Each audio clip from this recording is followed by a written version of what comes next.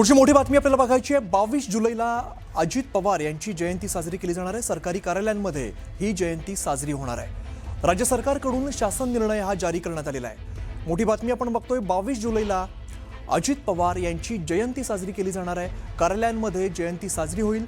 राज्य सरकारकडून हा शासन निर्णय जो आहे तो आता जारी करण्यात आलेला आहे।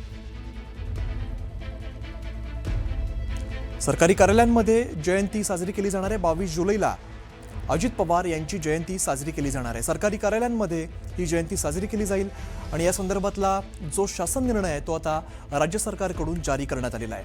आताच्या क्षणाची मोठी बातमी आपण बघतोय। 22 जुलै रोजी 22 जुलैला अजित पवार यांची जयंती साजरी केली जाईल।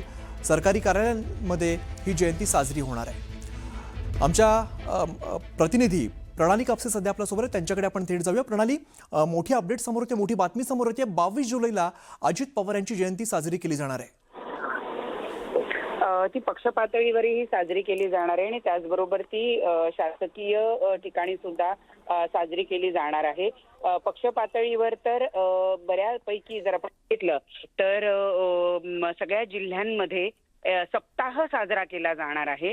22 जुलैला अजित पवार यांची जयंती आहे। त्यांच्या निधनानंतर ही जयंती येत असल्यामुळं, म्हणजे 6 महिन्यानंतरच आता ही जयंती येत असल्यामुळं पक्ष पातळीवर तर संपूर्ण राज्यभरामध्ये प्रत्येक जिल्हा पातळीवर प्रत्येक तालुका लेवलवर अजित पवारांची जयंती साजरी करावी असे पक्षादेश देण्यात आलेले आहे आणि त्यामुळे पूर्ण आठवडाभर म्हणजे 22 तारखेपासून ते 29 तारखेपर्यंत पक्ष पातळीवर अजित पवारांची जयंती साजरी केली जाणार आहे। परंतु शासकीय कार्यालयांमध्ये सुद्धा आता ती साजरी केली जावी असं सांगण्यात आलेलं आहे। त्यामुळे ही एक मोठी अपडेट म्हणावी लागेल की अजित पवार यांची जयंती ही राज्य पातळी पक्ष पातळीवर तर साजरी केलीच जाणार आहे, पण ती कार्यालयांमध्ये शासकीय कार्यालयांमध्ये सुद्धा साजरी केली जाणार आहे। बरं प्रणाली, धन्यवाद या माहितीसाठी।